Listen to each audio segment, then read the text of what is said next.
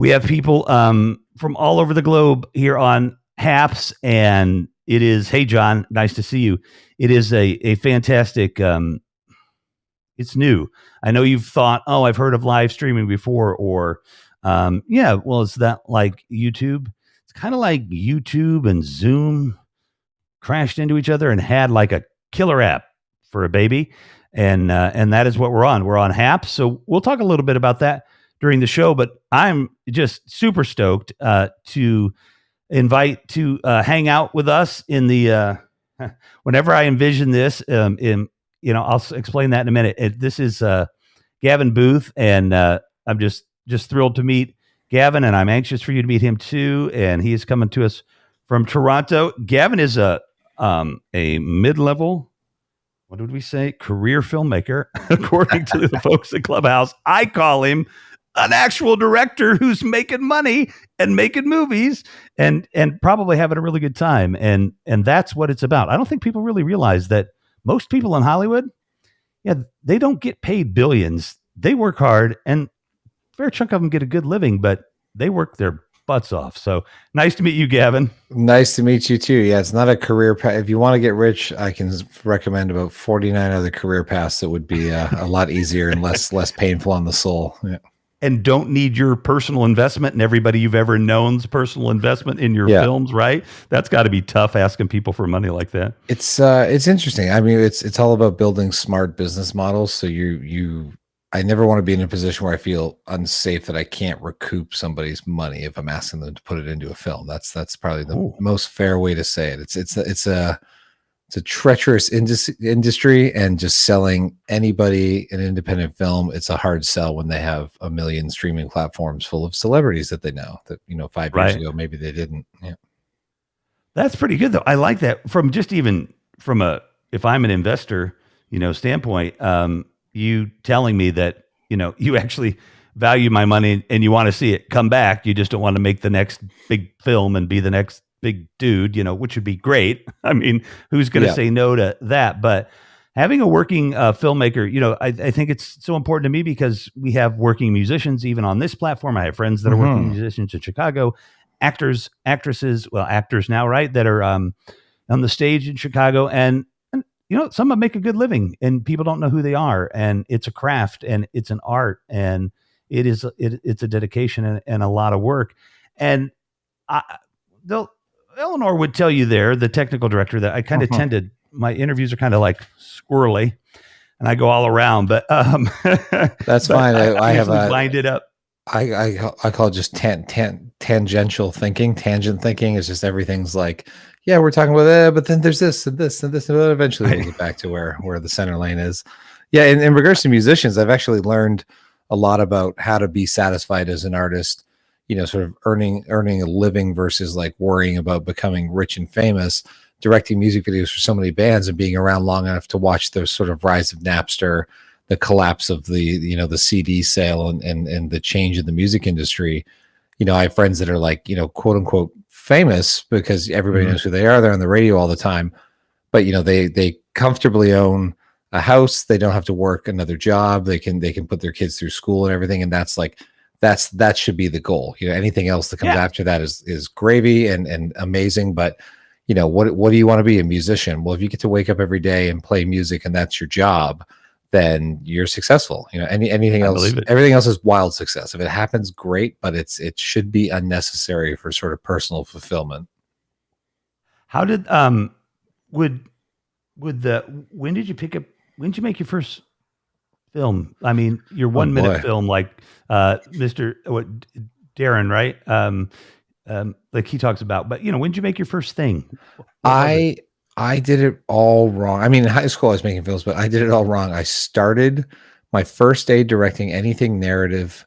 I had never made a short film before, nothing like that. The first thing I ever directed was a feature, which was the complete wrong way to learn. Oh, wow. Stepping on set that day and being like, yeah. And then I remember having a near panic attack of like, what am I doing? Why am I here? So I learned by the sink or swim method, which I don't recommend to people, but I hadn't gone to film school, so I hadn't made a short film or anything like that. But that first film was my film school, my ass kicking into the industry.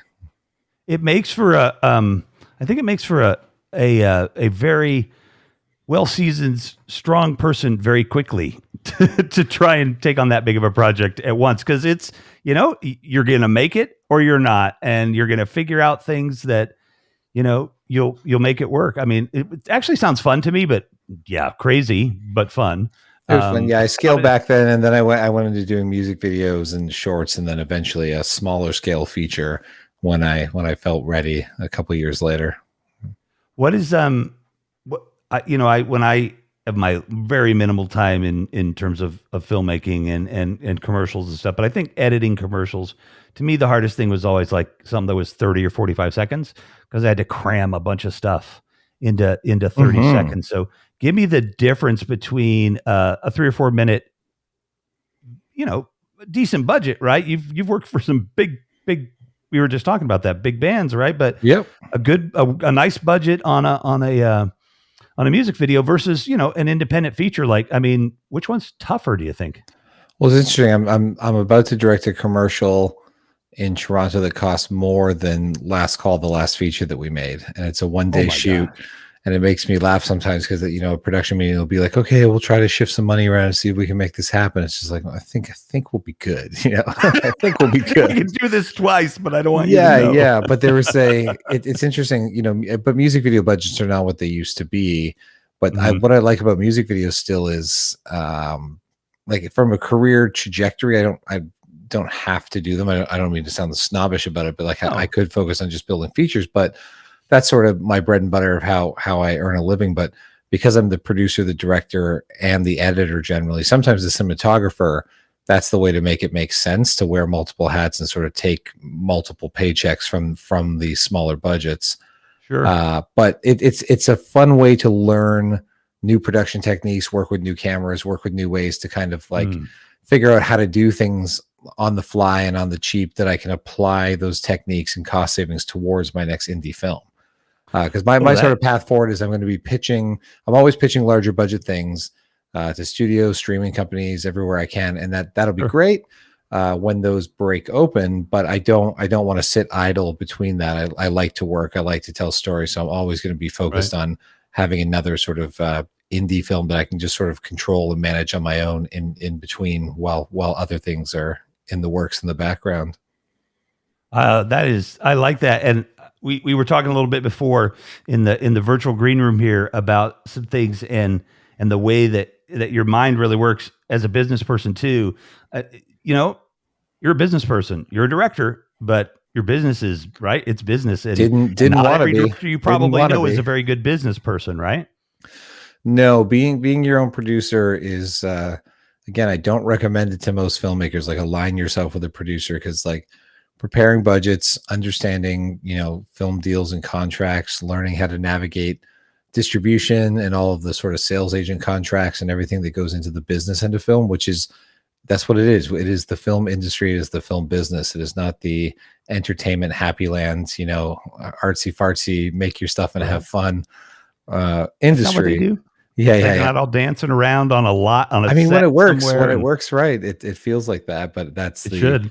It's important to. I often tell a lot of film, like, people thinking about going to film school. I'm like, I don't know if you need to go to film school. You can, YouTube University will teach you anything you want to know about f-stops and camera lenses, and there's a million video essays on how Scorsese uses the camera versus how Spielberg uses it. You can learn all of that on your own and just by doing and practice. The 10,000 hour theory to become, an expert in anything. Go get a business degree, get an MBA, so that you can understand how investment works, how risk assessment works, and how to properly package and bundle and pre-sell a movie. Learn the movie industry and have a business degree or a marketing degree, even, so you can help market yourself and your indie films, would probably be far better than an actual film school education.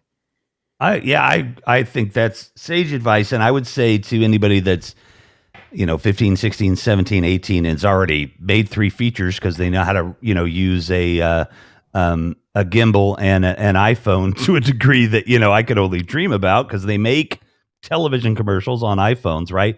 And people they make features on iPhones. They also have like $400,000 worth of equipment backing that iPhone up sometimes, but they shoot them on there, and it's pretty amazing. I want to. I just heard Joy. I just saw her say great advice. I'm going to jump into the comments. You've actually been on her hops once before, right? With Kaylee and Justin? Yeah, of course. Yeah. Yeah. So you know how it works. If you see a question or a comment and you want to say, hey, you see somebody you know, or whatever. I see it now that I'm in the right tab. Yeah. Oh, there you go. hello, people. From Medellin. Joy's here. Kimchi is like my concierge to everybody in the chat. She takes care of everything. Chris Wiegand is here, my buddy from Denver, and there will be Brenda is here as well. There'll be lots of people that we'll never know that are back there. No business like show business. I read. Yes, exactly. And Eleanor, I'm just going to go ahead and not worry about typing. There's a page out there with all of Gavin's trailers, and I don't know if you know what it is off the top of your head, but Gavin, but I mean my website, gavinmichaelbooth.com, has a variety of stuff, and then the actual, but I do have a link tree that actually I happen to have a tab open. So awesome. Look at that. Why don't I? Well, because I was updating it today, so I'm not that prepared. You can put it unclick the little lock so it's no longer pink. There and we go. Put it in the comments and give it time for the Gavin stuff. There we go. Yeah. Give it time for it to kind of propagate in there, and then hit the button. This is it's like, what's the line from Speed with Dennis Hopper? Interactive TV, Jack, wave of the future. We're here. It's crazy. There we go. Look at that. Awesome. There's what you need, Eleanor. So I want to quickly kind of tell the story of how in 2021, in the year March 2, 2020, if some people still call it, this place where we met on Clubhouse, and everybody knows, I've been networking on Clubhouse, meeting amazing people and all of this stuff, but the synchronicity, just the way that the universe works, it's so beautiful sometimes, because I met Kaylee LeGrand, and I was looking for people to speak to. I know actors, I've been around it, I know how to talk actor a little bit. So those are good people to, want to talk to. I'm married to one, so I think I know how to talk actor. You speak actor. Yeah. And it's a different language sometimes. No question about it. Yeah. And if she's watching, I'm sure it's not a problem ever. But she would never watch an interview with me. You think this woman has had to hear me talk a lot. She's fine. She's good. Yeah. So, and I mean, I know you know Kaylee, and you know exactly how phenomenal a human being Kaylee is. Absolutely. We had like a 3-hour discussion, and in that discussion, the last 45 minutes, you can see my daughter, who I'd been trying to get hold of all day. She's on her 18th birthday, and I couldn't get her on FaceTime, couldn't get a hold of her. And I'm like, look, there are 45 minutes left in the day. I'm just going to get on FaceTime with the show. Everybody's having fun. I'll just be here in the background. Yeah. I get her on here, and I'm like, oh, now I want to talk to her, but I don't want to end the show.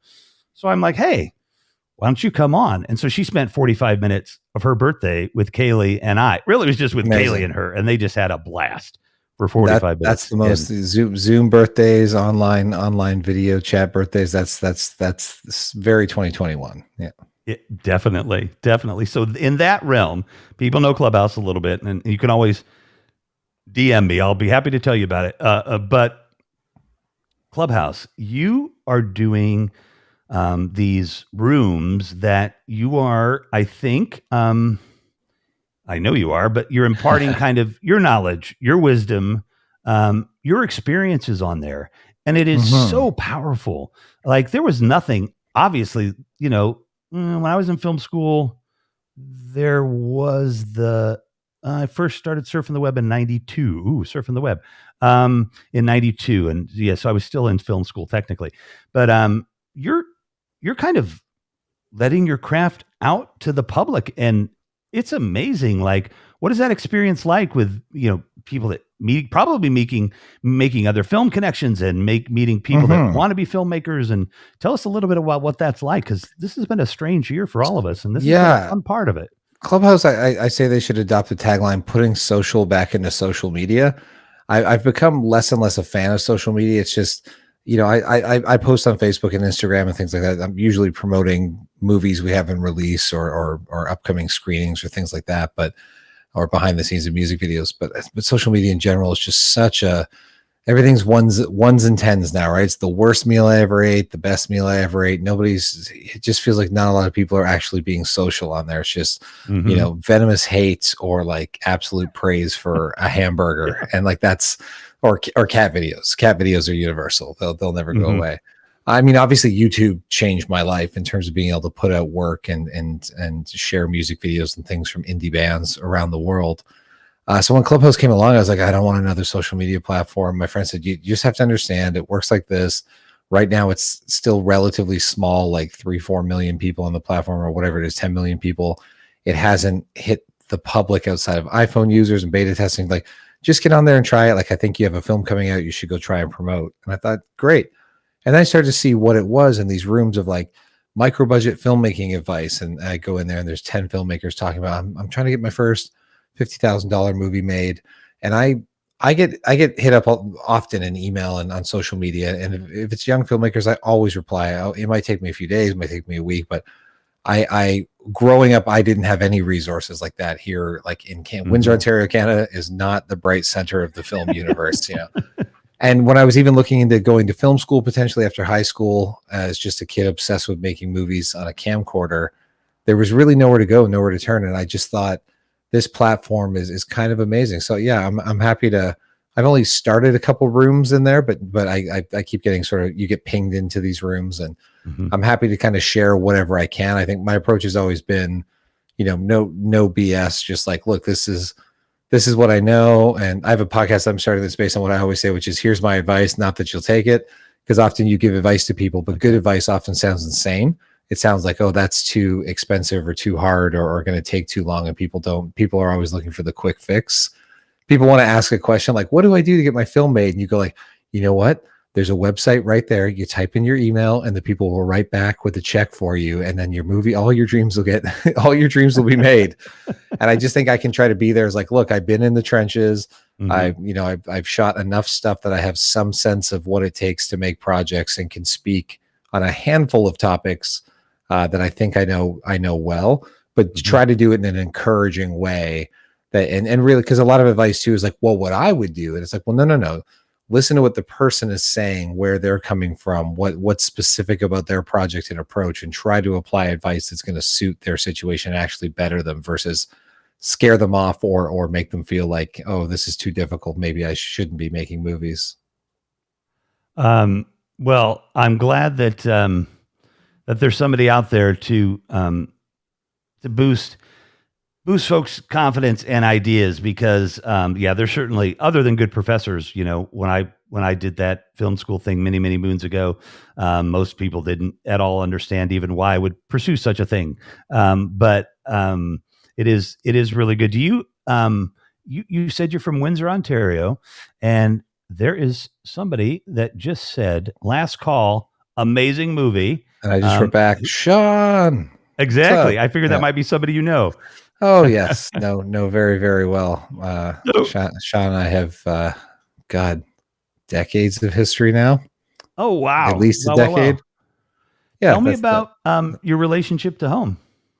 I love Windsor. So I'm living back here for the year. My wife and I were in Los Angeles previously, but the pandemic, we were like, stare at expensive walls in Los Angeles or move back to LA and stare at less expensive walls and potentially buy a house and then have an investment property and try to come out net positive at the end of COVID. So that was our decision. We moved back home, but I've always shot most of my movies here, most of my music videos. The city has just, and when I say city, I mean all the surrounding townships as well, has always been incredibly supportive, trying to help me make my projects, be it by sponsoring catering, bringing in acting talents that's here in Windsor and people are trying to get their start in their career, hotels helping with deals to make it manageable to fly people in, locations, waiving location fees so that we can film. It's just, I wouldn't have anywhere close to the career that I have without the support of sort of Windsor, its business owners, its local media support from AM 800 radio and CBC television and CTV and the Drive magazine and all these places that have just endlessly supported anytime I have something going on. It's been a real treat. And most of the movies I want to make aren't traditional Hollywood movies. They're kind of weird or shot in strange ways. So I don't feel that I necessarily fit in Hollywood. And being able to come home and shoot them. Also, Windsor has amazing pizza. If you don't know, it's ranked some of the best pizza in the world. So really, you do know where I live, right? Yeah. The deep. Listen, you've got deep dish on lock. We don't try to compete with deep dish. And deep dish. It's kind of a tourist thing. It's an excellent pizza. We've got some good thin crust, but I'm definitely going to have to come to Windsor now and try your pizza because ranked like second best in the world a couple of years in a row. Oh, that's pretty awesome because I have traveled. I've been in all the lower 48 for at least a day. And I haven't had pizza in every one, but I've had pizza in a lot of them. And I've been in places, I won't name any names, in towns in Ohio somewhere, whatever. You call down to the desk, what's the best pizza in town? And they're like, oh, they're raving about it. And I get literally a Boboli crust with Domino's tomato paste and cheese on it, and that's the best pizza in town. And it is the best pizza in town. It's just not a really when I shot tour videos for bands when I was starting out or traveling for projects, we'd always try the pizza everywhere just to prove that Windsor was the best. And so far it's come up the best. Yeah. Well, I'm looking forward to some Windsor pizza. And I see somebody asking right across from Detroit, Gavin, and yes, right on. I can see Detroit out my window right now. It's right there. Oh, that's awesome. So close. The river is very, very tiny between the two countries. Yeah. And you know what? You brought up something that I definitely wanted to talk about, and we're just gonna flow through it because when I was looking at your work and reading about you and everything, and it really, the moment for me, I think, and this was long after film school, and this was definitely David Lynch, but the moment for me when I realized that filmmaking didn't have to be linear. My Twin Peaks and things like that, right? And I'm in film school when that's happening and all these things, but now, like somebody like Lynch or somebody like yourself, I just expect at some point that you guys will create a digital canon with all of your pieces of film in there, and you'll shoot it into the air, but you'll have it so everything will be made so perfectly that when it kind of falls to the ground into a movie, it'll make sense. It just, I love the idea of that, what you said, strange, different movies, right? Because there's nothing like, if I watch a linear film now, I can't watch old movies. I loved old movies. And I'm talking about black and white. I'm talking about Cary Grant, Grace Kelly. I love those movies. They're too slow. I can't take the pacing. It drives me nuts. Some of my favorite movies of all time, I can barely watch anymore because we've changed so much. So what's that like as a filmmaker? Some that to me still hold up as perfection, like the Shawshank Redemption. If that's on, that could be at any point in the movie. If it's on TV, I'm tuning in. I'm going to watch all the way through. I think I also keep wiping my face because this office that I'm in is so hot because my supercomputer cooks it. So I'm just going to sweat to death for this. So it's like my podcasting is my sauna. I need to figure out some better airflow in here. It's also only March. How is it hot in Detroit area? But no, I think, like when I was in high school, in the mid 90s, Clerks was coming out. Independent film was like having another revolution, like since the 70s, the Easy Rider days. And there were films like, what's the film title? Like Run Lola Run that came out towards the end of the 90s, where it's just completely kinetic, a completely different experience of how a film is told, or Tarantino with Pulp Fiction and just rearranging the timeline completely. And it was really an era for me of learning, like, there are no rules on what you want to do. And it took me a while to kind of get there, but we have, Last Call that we shot was split screen, single take movie, not very traditional at all. A couple movies done like it in the past.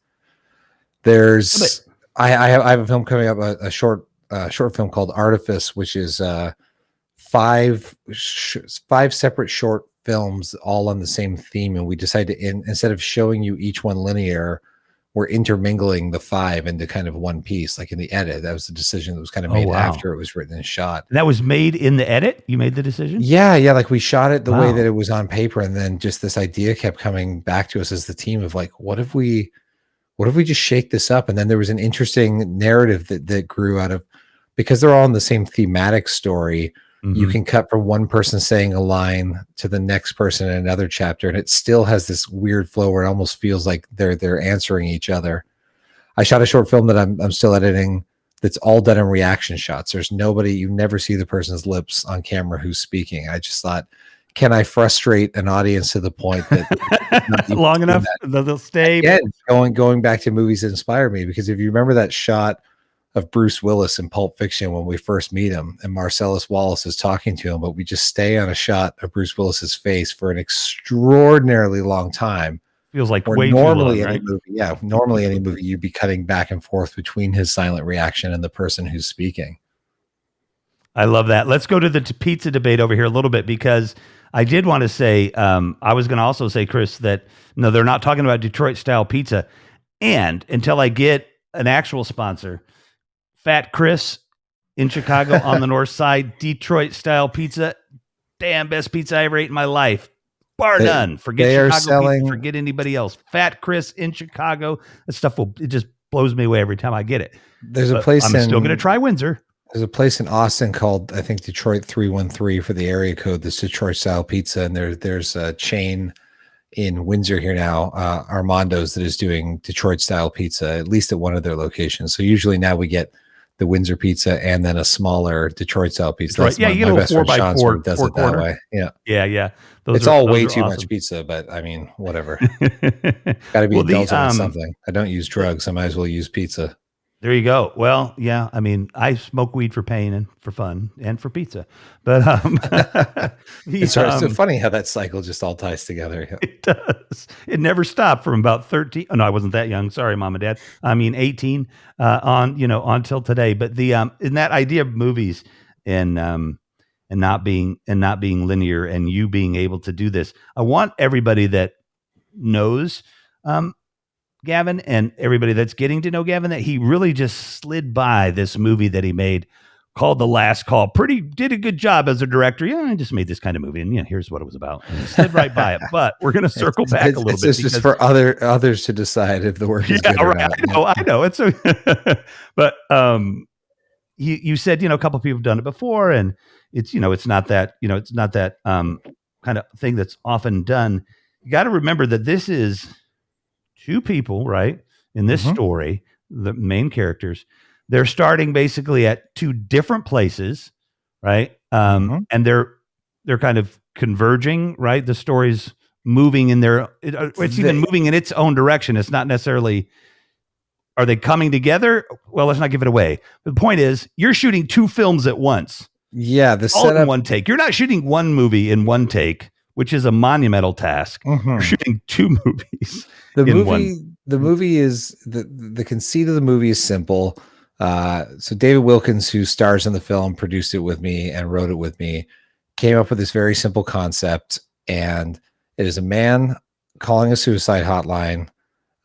He's in dire need of help and someone to talk to, but he's been drinking, taking pills. He misdials by one digit and gets connected with a random stranger. So that stranger is Beth, a janitor at a college. She's cleaning after hours, sometime in the late evening. And when she realizes why he's calling anybody, decides to stay on the phone and try to change the outcome of it. And what happens is we present the movie in a split screen. So the entire time you're watching, almost like us on the screen right now, like two sides of a story. Sometimes it's a vertical split. Sometimes it's horizontal, depending on what's happening. There are no cuts. The bar actually rotates. But we shot it in a single take, meaning that we had two camera crews in two different parts of a city, one following the Beth character, one following the Scott character.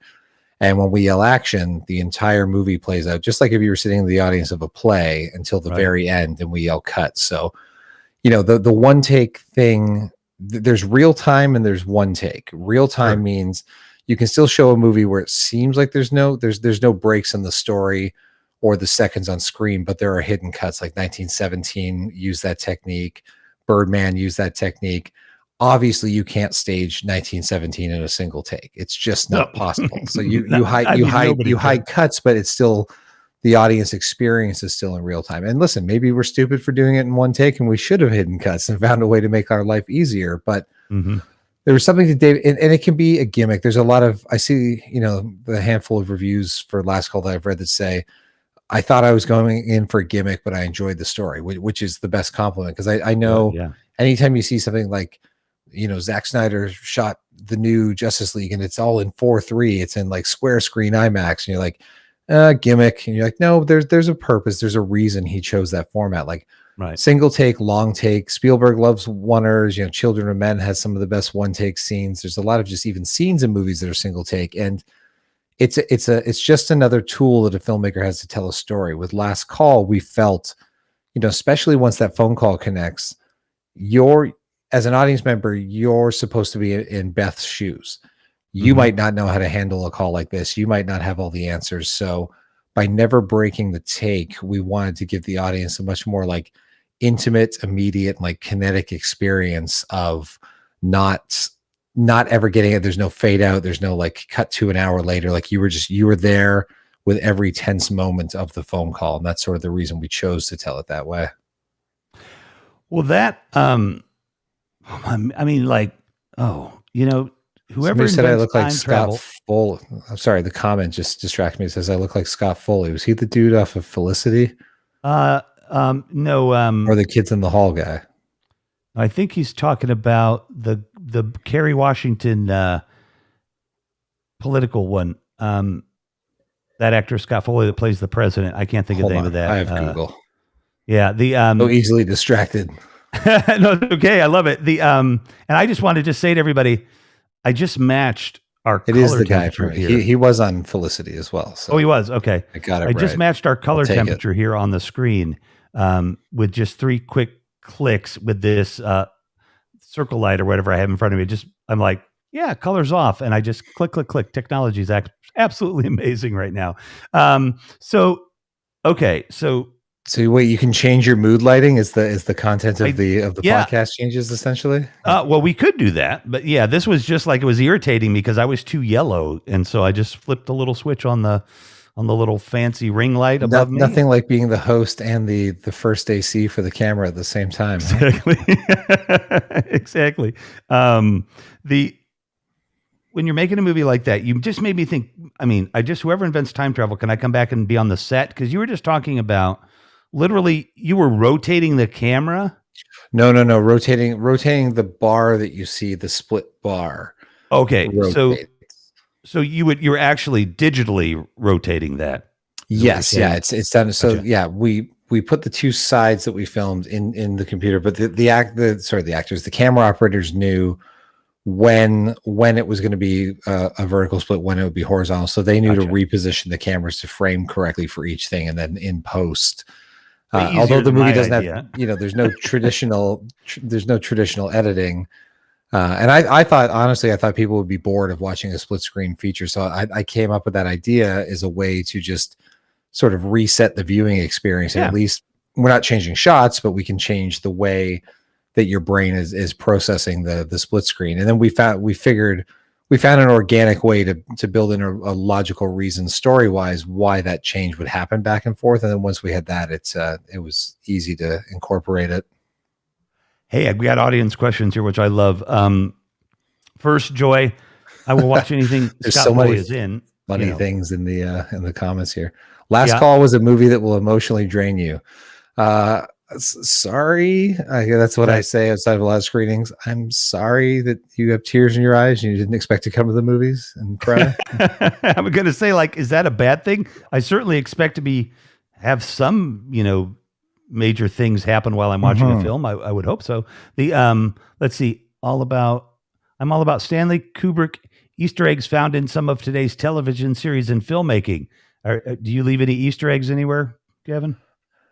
Usually not on purpose. They're usually things that like people, I think the Easter eggs for, and they're not really Easter eggs, but the fun bloopers would be watching Last Call and looking for cameramen and reflections and shadows of camera gear would probably be the thing to be on the lookout for that I haven't caught through our post-production yet, but I'm sure there's something.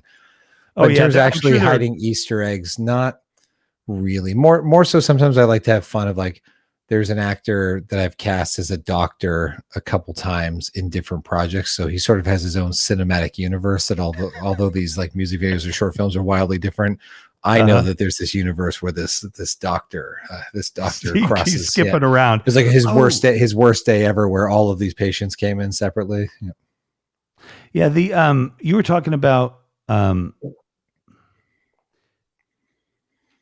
we were talking specifically. We were talking about COVID, and this thing came into my head about having a camera with you as you kind of travel through life. What are, I think, kind of what are the cinematic moments that of your life that you didn't have a camera for? You didn't necessarily want one, but I mean, what are those moments that, because you see things differently than us? I'd be interested in what your other cinematic moments have been.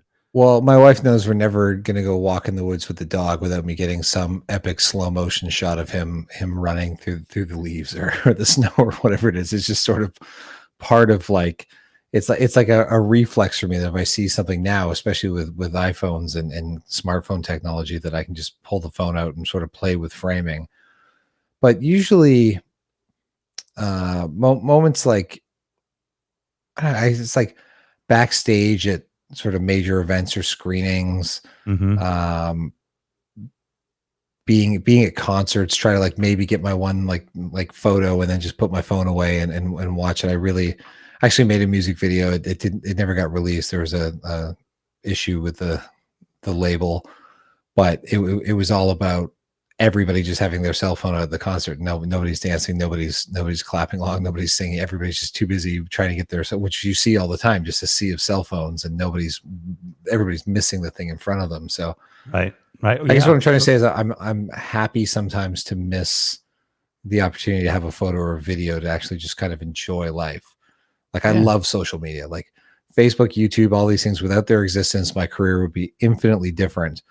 But I also, I love them, but I do try to like limit, and I fail often. Like I'm very good at like deleting all the apps from my phone, and then I'm good for a few weeks, but then I have to reinstall them because there's something we have to promote for the movie, and then you get sucked right back into the rabbit hole. But let me my best. A couple of cool ones. Yeah, exactly. Yeah. There we go. Hey, speaking of cool apps, if you're watching for the first time, you've been watching for a while, you're on Periscope, you're on a Facebook feed somewhere or whatever. Periscope's going away, folks. And this gentleman will, yeah, it is. Right. Shocked. Yeah. And he knows a little bit about Periscope, and he might even talk about a film he made with the Periscope in mind. Well, to be fair, I didn't know the Periscope was still active. So yeah. I should log in and see if I have any comments. It stopped being active 2 or 3 years ago in terms of Twitter paying any attention to it. But what's scary is MySpace is still active. You can still log into your MySpace account. Yeah, it's just lingering in the void. That is kind of scary because 1,000 years from now, Tom's still going to be sitting there. Yeah. Wait, looking for friends.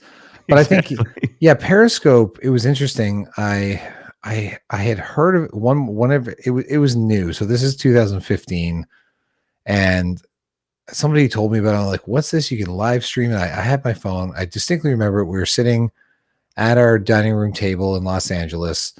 My friend Tanya was over and Sarah was there, and we were like, wow, you could Sarah said something to the effect of, you could live broadcast a play, and instead of just having the people in the audience, you could have the whole world watching, which is now what film festivals are doing in COVID. It's exactly what's happening. But right. And I was like, I'm obsessed with movies like The Blair Witch and Paranormal Activity. I was like, somebody could do like a live version of a found footage movie where it feels live. And I was like, I should make a movie that's live, and we packaged this little horror film and took it over to the folks at Blumhouse that, best known for things like Get Out and Happy Death Day and Paranormal Activity movies. And I said, I have this idea. I think it's a world first. I don't think anyone's done a live movie before, and maybe this is something we could partner on. And they love the idea. We ended up doing this short film presentation on Devil's Night on October 30th that year, which was maybe 6 or 8 weeks after coming up with the idea. And it was called 15. And the conceit was a serial killer using his phone to live broadcast, looking into a house of these people that he was going to murder, but taunting the audience saying, you have 15 minutes to figure out where I am, or we're going to kill you. And we didn't tell anyone it was a movie. So we tried to have like a mini War of the Worlds effect, like Orson Welles' radio broadcasts, where audiences were supposed to believe that it was real. And our actor, who was playing the killer, as he had the camera in front of him, he could actually read the comments coming in real time, much like what we're doing now, and choose to interact with the audience and go off script to make it feel even more realistic. And it was just super fun. It was just an experimental short. Got to try something new. Every time new technology comes along, and don't think I'm not thinking like, what's the Clubhouse movie? I know, I'm sure 1,000 other people are too, but I'm sitting there every time there's new technology. I'm like, what could I do with this to make an interesting like entertainment experience, or how could I use this for a music video? When the day that FaceTime hit the market with the iPhone 4, we shot a music video over FaceTime just as something fun to try. Because to me, I have a bit of FOMO of like, if VR becomes the next big thing, if 3D is here to stay, if cell phone shooting of movies is the future, like I want to at least try everything once to see if I just really love it, to see if it's really a format or a tool that it will work. But largely a fear of missing out, that if it's the thing that catches on, I don't want to be behind the curve when that happens. I hate to be like that guy, but I want to give you a little FOMO for Haps, because I'm behind the curve. I don't want you to do the same thing. I don't want you to repeat anything, but I think especially as a tool to deliver a lot of your ideas and things, I think Haps could be something pretty interesting. I know, Kaylee's, now doing her podcast here, but I don't, I'm not going to sit here and sell it, but just play around in here a little bit too, if you get the chance. I know you're pretty busy, but there's a lot of interesting stuff. I'm doing a straight old, I'm just doing kind of a straight up variety talk show, like Tom, Tom Snyder in the 70s, right? I'm talking to, directors, I'm talking to people from Haps, I'm talking to all kinds of people, and it's kind of an old format, but, in a new way. And of course, because of COVID, I probably wouldn't have thought about doing this, be like, oh, other people, and we're just on the screen and everything, but it's just been an absolute, blast. So time for Haps the movie. There you go, Joy. You're going to have to produce it though. The movie. But yeah. And I know that, that said, the gentlemen that are backing this in terms of all of their labor of love, would definitely, I'm pretty positive, I won't speak for them, but show you whatever support and love you might need to, if you find something fun on here you'd want to do. So definitely, I've definitely been playing around and poking around at what's here and have it on my radar. I actually have a tab that's been open on my which I've always have 47 tabs open because I'm hyper ADD, but I do have a tab open about Haps and how it started and everything. So cool. Yeah, cool. I appreciate it, because the from a guy that used to be a technical director on local public access shows, and had to use that that toaster and everything to make all that video stuff work. The video toaster. Built in a system here that is pretty amazing for in a browser. You know what I mean? And there'll be a new release soon. It keeps getting better and better. So I use for my podcast as a video format, I'm using StreamYard, which is another one that lets you present all the real-time graphics and load video clips and audio. Like it's insane that what used to be an entire broadcast truck or an entire broadcast room is now just in one thing. Am I still streaming? Because a tab keeps popping up saying that there's problems. It's still working though? No. Let's see. Let me check the feed, because Eleanor, you think we're frozen? Hang on. What? No worries. Yeah. This is like, it was good. Yeah. See, that's the thing. Sometimes it's frozen for some people. Let's make sure we can hear each other always, first and foremost. Still got me? Yeah, it looks, I actually just checked the Facebook. We good? I think it's back. Okay, good.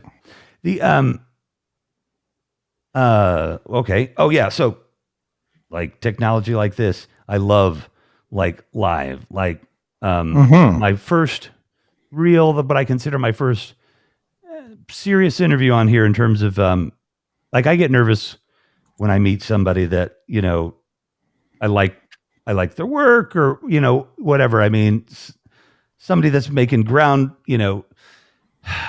earth-shattering changes and ground-making films and I'm all not, of this. not sure Like, about that, but I well, try to make some fun ground stuff. changing, right? But I went a little far on the other Yeah. one. But you know what I'm saying? The idea of being able to get nervous when I meet really interesting people, and the first really interesting, not that the other people weren't interesting, but to me in acting and in theater, was somebody local here to Chicago, and it was a disaster.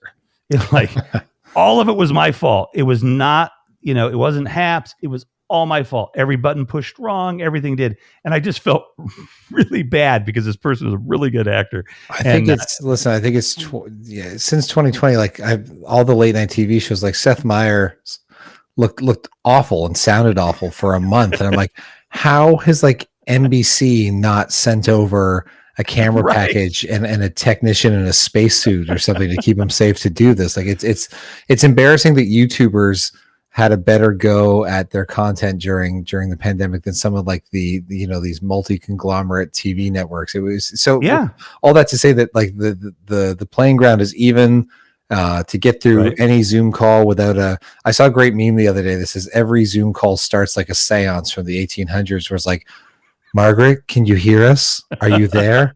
Is there something you'd like to say? Can you hear us? I was like, this is amazing.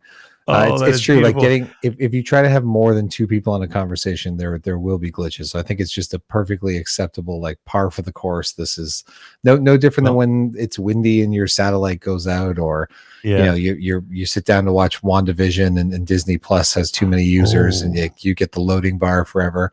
And my friend on Facebook, that grew up in my hometown of Amherstburg, Ontario, just outside of Windsor, just commented loading when there was a problem, because famously every time we've tried to watch any movie at his house on streaming, it's just, I said every movie on Netflix in Amherstburg, Ontario is called loading, because it's just, that's all I would ever see. We'd never get through more than 2 minutes of the movie without it saying loading. Oh, I love that. That's awesome. I just want to tell people that watch the show, I'm not looking angrily at anybody when I look to my right. I'm looking at the time. And anybody at Haps, I've already mentioned this, and I think the change is going to come. But it really makes a lot of sense to put that clock right in front of my face so that I don't have to look away. So it'll be coming. Everybody's learning as they go. My 2021 was I took the clock off my desktop and off my laptop, because I find myself getting anxious about deadlines, and especially deadlines, but just in a normal work day, I'll look at the clock and be like, oh, okay, I got an interview in 45 minutes. I just got to finish this. And I just set all my alarms, all my calendar reminders, and took the clock. I would take the clock off my iPhone too, if I could. I hate having a clock staring at me constantly. It was starting to give me anxiety. So I just got rid of it. So now I'm just like, but it is funny though, sometimes, because a work day will fly by. I'll be like, wow, it's been 10 hours. I've been sitting here editing. No idea. Oh, that's why I'm hungry. I should go eat something. 10 hours editing. I've been there. And the dark room, when I used to have a dark room, and I would look at my watch and I'd be like, oh, it's 10. It's 10 o'clock. Oh my God, it's 10 o'clock tomorrow. You know what I mean? Like, I've been in the dark room for 18 hours. I haven't gone to the bathroom. I haven't had any food, and, just that beautiful state of bliss. So, and there were no devices that could ever distract me back then. I mean, it was all analog. Removing notifications from, so I have notifications turned off for everything except for calendar reminders on my phone, which is great.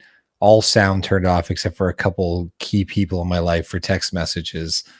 I got Clubhouse and I just left notifications on, but you end up with a notification every 3 seconds from Clubhouse. So I had to turn all those off the other day too, because I'm like, I just can't. And every time I'm trying to do anything, it's just badoop, badoop, badoop, just nonstop.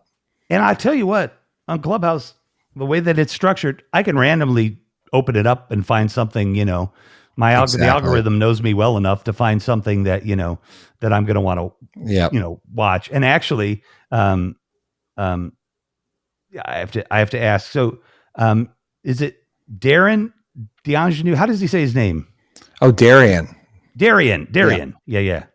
So, because I hadn't heard him say his name. So Darian's coming on Friday. Oh, right? Amazing. And I just happened to flip that thing open, like, I don't know, sometime last week after you and I had already talked and everything, and you guys it had been in a thing together earlier, right? But I flipped it on and he was talking and I'm like, oh yeah, crap. And Instagram, dude, do you want to? Ba, ba, ba, boom, boom. And he's like, just like you did, like, yeah, let's do it. You know what I mean? I'm like, holy Yeah, cow. Like, Darian's like, I think the first room I was ever in on Clubhouse, he was in there. He's just a wonderful speaker, generous human being. He had watched Last Call and then offered to organize like a Q&A and a watch party to get everybody to watch the movie one day on Clubhouse and talk about it. He's one of the best moderators on the platform, that's just incredibly giving and generous. And there was a room today. I was in it. I was there for Ground Zero that like became it got ugly for a while, but it was started in sort of parody. But we don't have to explain it to the whole audience, the whole backstory, but you'll get it right away. The room was called "Not Selling Mugs. Let's Talk About the Film Industry." Sort of taking the piss out of a couple of the rooms that are just like, I don't know. I don't even know how to. I won't get into it. I'm going to say something. Yeah, we don't have to go there, but I hear you. Yeah, there's a culture shift in the app already where I think people are starting to get sick of some of the, but like all social media, I think it's just, there's always going to be things you disagree with. So tune that stuff out, block those people, remove it from your news feed, and just try to have a more engaged and positive experience on any platform. Yeah, and I did something. I think this may actually be correct when I say it. I mean, I hope it's not true, but I turned off my phone about a week and a half ago for 2 hours, and I walked away from it. I had to, because I've been doing all these connections on Clubhouse, setting up these interviews, plus my regular work, and trying 6 other things and everything, because I realized about 5 weeks ago that I could actually do this, as a living, on this platform. 8 weeks ago, I was just doing it for fun. Yeah. 3 weeks later, it's like, oh, this could be something, right? So I'm kind of getting this thing going, and I'm like, I just have to put it down, and I've done it another time. Yeah. And I think that might be the first time since I ever had a phone that had internet on it that I ever had it turned off for any period of time. It's new, shiny new toys are hard to put down. And I think, Clubhouse, especially, that was the thing. We had Last Call coming out, so I just told Sarah, and Sarah, my wife, was going up to Toronto to act in a show, and I just said, I'm just going to go down the rabbit hole. I'm going to not sleep for 2 weeks and see if I can actually, if this is a great promotional tool and a way to really truly network. I kind of want to, again, that FOMO of missing out. I'm like, I want to just, I'll go hard with it. I'll try it out and then sort of regulate myself. And it's been great. It's led to some amazing connects. We wouldn't be doing this show here tonight if not for Clubhouse. Right. It's wonderful. And I'm making sort of legitimate friends and contacts through it. And then you start to learn to sift through the BS, like all other things. It's just like anything on Facebook politics. Nope. Just scroll. Yeah. Yeah. And being a director, yeah,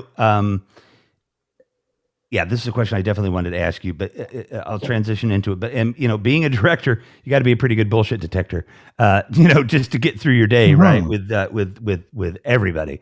So but what I wanted to ask you was, this has been in my head too, because we talked about this. I can't remember if it was at the beginning of the interview or before the interview, but we talked about being a director and being a businessman. And I definitely don't do gotcha journalism or anything like that. And sure. I'm trying to do this without putting you on the spot. You're not like Sean Evans from Hot Ones, where he always pulls out one amazing question that every guest goes, how did you know about that? Yeah. No, none of that. But the question is, what do you think you're a better director or a business person? Oh boy, that's actually a really good question. I'd like to think I'm a better director that happened to learn the business.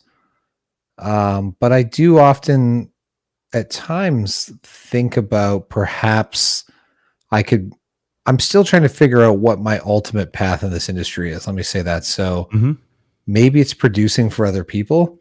I have a lot of talented friends that sort of struggle with the business side of things. And I see it, I can see it clearly for them and be like, well, if you do this, this, and this, and I want to jump into their projects and say, I can help, but then that's definitely a distraction from my own projects, or you hear the term bandwidth used all the time. It's like it limits my bandwidth for my own projects, and I'm already somebody who likes to stay stupid busy. So I think I'm able to sort of consult for free with them, help them out, advise people whenever they ask. But I do think sometimes, what if I was just a screenwriter and then produce for other people? Would that be a better path than directing all the time? Because the reality is you don't get to direct that often. If you're lucky. I mean, for me doing music videos and stuff, there's opportunities more often than not, but you don't actually get to spend a lot of time on set in the traditional sense. You are, and if you, I don't even know how I would be a director if I wasn't a writer and an editor. If I was just sort of sitting by the phone waiting for it to ring for opportunities to direct, I don't think I could do this career. I think that's why I like, they call it multi-hyphenate, whatever, just taking on other things in the film industry. But yeah, I do wonder if I'd fit better in the business end. But then the business end of film, especially with distribution and the release of indie films and all the changing shifts, it's not the friendliest pool to swim in. There's a lot of sharks. I believe that. It gets ugly so often, because then if I could remove myself entirely from the business of film and just hire a producer and be the director, that sounds like bliss. It's like it would be like horse blinders from all the stuff I don't like in the industry. So yeah, I actually don't know what I would consider. I'm gonna ultimately go with better filmmaker than business person. That's my final answer. Well, I'm glad we were able to hear that. I thought that would be a neat question, but I was kind of afraid to ask it because I didn't know what kind of feelings it might evoke within someone, So I need more whiskey. Hold on a second. Yeah, exactly. Like, oh wow, I broke him. It went so well, and I blew it.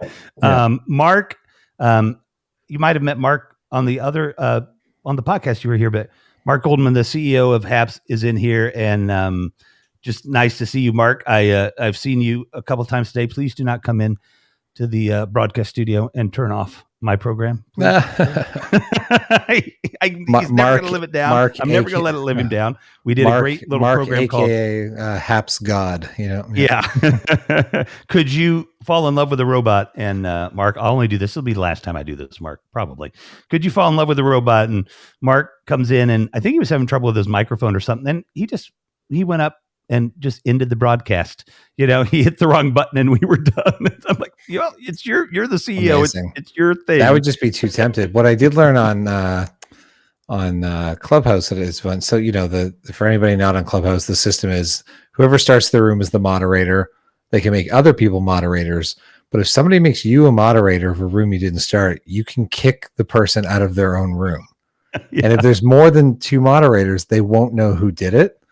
So it's been funny just messing around with friends to kick them down into the audience or mute their microphone and then everybody goes, "Oh, was that a Clubhouse glitch or did somebody do that on purpose?" Like it's just sort of like a fun game amongst friends. But I've done it accidentally. But now I've just outed myself and said it. So anybody that happens in the room, they're gonna be like, "Oh, it's Gavin."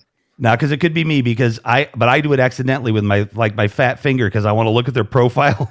All of a sudden they're in the audience. The notification to somebody that the person it was obvious that I did it, and the person that I did it to was like, nobody puts him in the audience ever. I was when you go to click somebody's profile or you scroll a room and a notification pops down and suddenly you're in a different room and you have no idea what's going on yet. Or you've ended a room, right? Something you hit that. Yeah. I did that one time too. I'm like, wait. No. Oh my gosh! I just didn't listen. It will never get in the room. It'll never be as bad as being on a set or at a live concert event or something I'm filming, and you think you've hit record and you haven't. And sometimes you get in a rhythm of pressing record when you mean to stop. So you're doing the alternate. So you're hitting record when you point the camera at the floor. And then you're hitting stop when you put it back up, and you just get all these weird between the sets, right? I was like, at some point, if you did that too often, you just have to roll with it and be like, no, that was my artistic expression for this music video. I wanted to capture all the moments in between takes, and like, you know, I made sure there was no music in it at all. I didn't feel like wins all the VMAs, and like, oh, it was so great, you know, like pure mistake. Yeah, there are definitely times on set. It doesn't happen often, thankfully, but you know, like it's amazing, and then you go like you realize it, and I just have to like, you know, you don't want to tell an actor or the crew that, you know, especially if you're the one responsible, or the cinematographer or camera will be like, hey, and you got to be like, you know what, guys, that was great, but if we could just do one little adjustment, let's just do one more for safety. Yes, for safety. It's good. The director's like, nah, it's good. We don't need another one. No, seriously. Just one more for me, the cinematographer, just because you love me. Just give me one more. Yeah. Technology is great until you try to use it or show somebody something with it. Then, then it's just I'm literally known as, my nickname now is Muted ASF, because every time I'm given controls, I mute myself and I start to talk when I'm supposed to come on, and I don't unmute myself. I mean, it happened 11 times today. It is embarrassing. What's the scene in Wayne's World 2? Is it in 2 where he's at the drive-through and he's pretending to only say half of words so that it sounds like the speaker's cutting out? Yeah. It's not. That's you. You're saying. I'm sure Rev is saying brilliant things when he forgets to mute. Of course, it's my best stuff before I unmute. If you guys could only hear what I just said when I muted myself, it was going to change the world. Yeah. Well, listen, wow, that was like a super fast hour. And would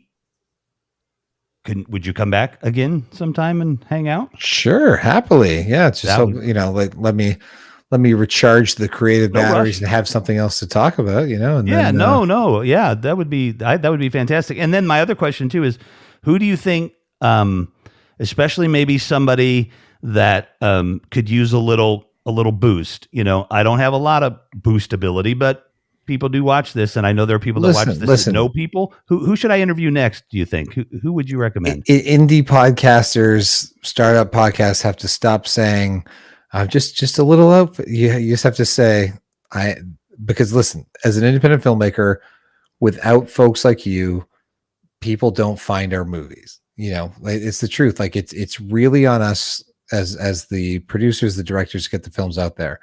Every new audience that we find through a podcast means the world to us. So like never discredit what you're offering to your guests, I think is the advice I can give you.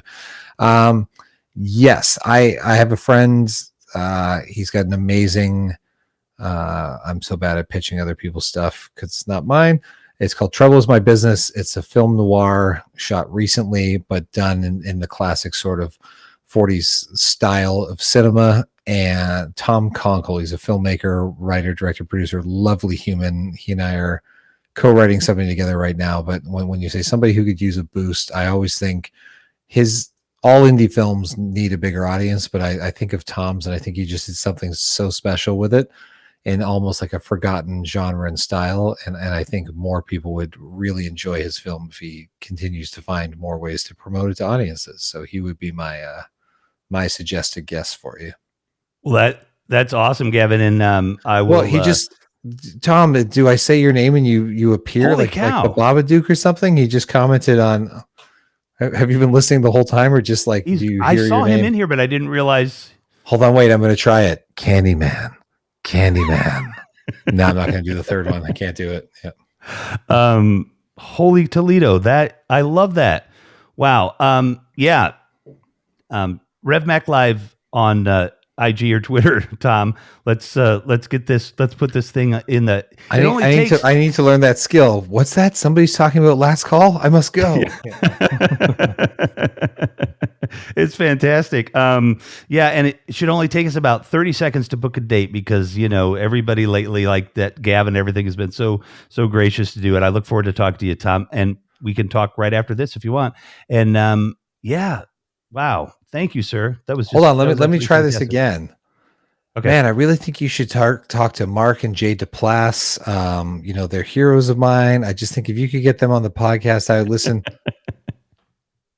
No, it doesn't work. It's just Tom. Crickets. Just Tom has the superpower.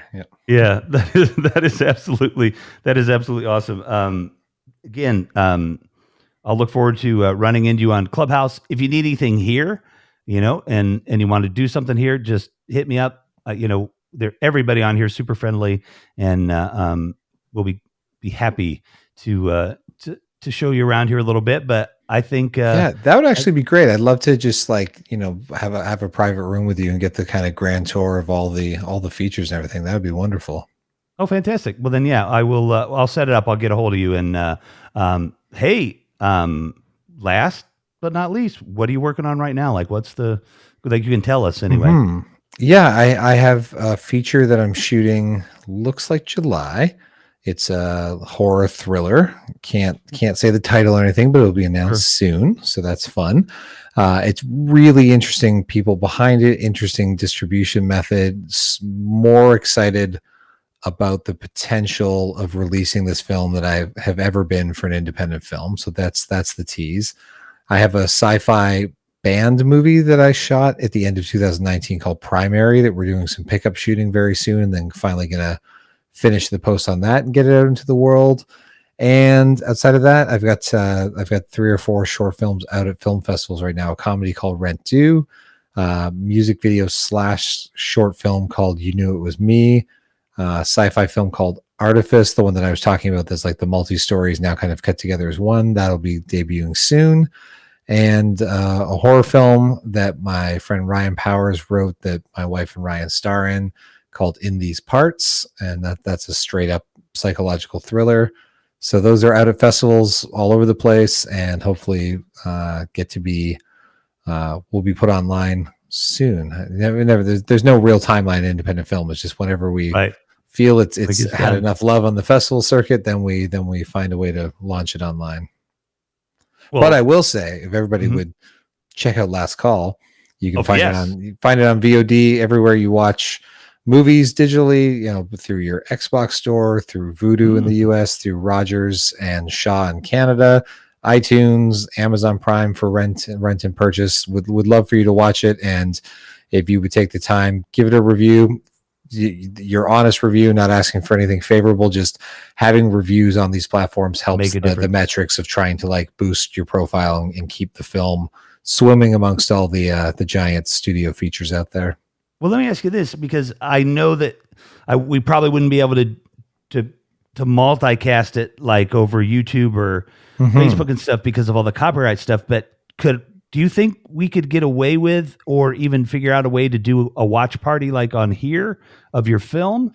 Well, the simple version of a watch party, I think it would almost serve as like a Q&A director's commentary. So people could, especially if people have already seen the film, or maybe set a time, hey, everybody watch the film by this time on this day. And then it almost acts as like a Q&A afterwards.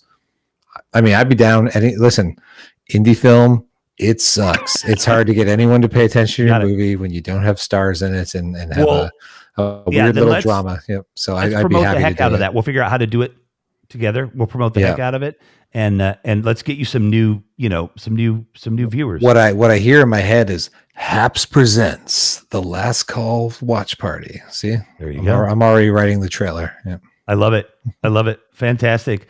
Thanks again. Stay safe and healthy, man. You know what I mean? Keep the faith. Things are tough around the world, but we're all going to make it here. And we're coming out of this. Everybody thinks they're silent. We're on the back nine. There's vaccines aplenty.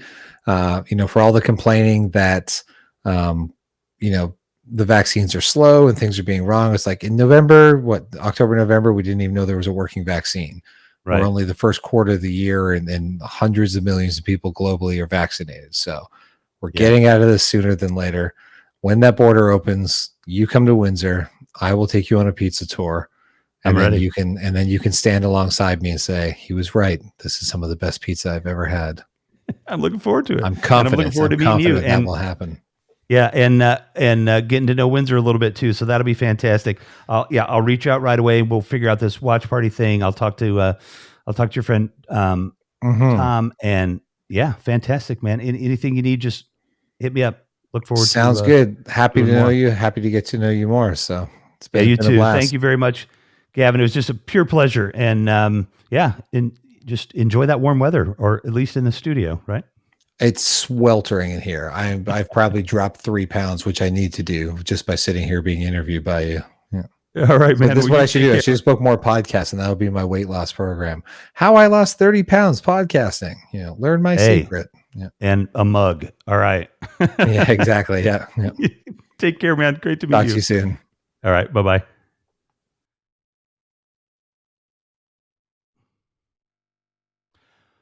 Wow. Oh man, that was just absolutely like, come on, folks. Like, who gets to have that much fun in an evening?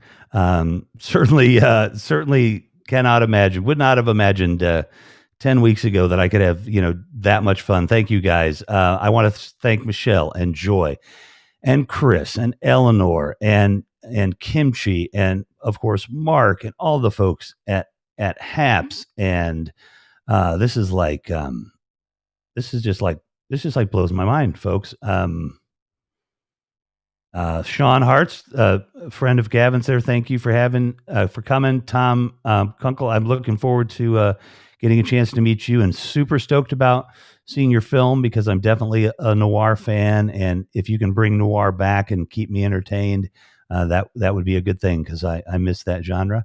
And if I've missed your name, I wasn't able to scroll back fast enough, but yeah, John Novakow was here too. So again, everybody, thank you very much. I appreciate all your support. Support your fellow broadcasters, sponsor them, give somebody $1 a month. You will totally make their day. I guarantee you will make their day. Keep tipping people, use your rewards, show them that you appreciate what they're doing. And we will be back on Friday. And I think we've got a pretty packed week next week. So thanks again, everybody. I will look forward to seeing you soon. Eleanor, thanks again as always, and peace be with you, and namaste.